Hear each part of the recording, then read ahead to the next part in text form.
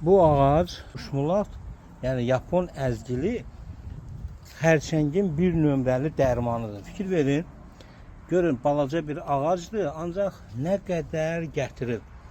Hətta mənim həmişə yaxşı mənada paxıllığım tuturdu Bakı Şəhər İcra Hakimiyyətinin qarşısında əkilən Yapon əzgillərini. Deyirdim, görün, necə gözəl gətirirlər, yaxşı meyvə verirlər. Və burada da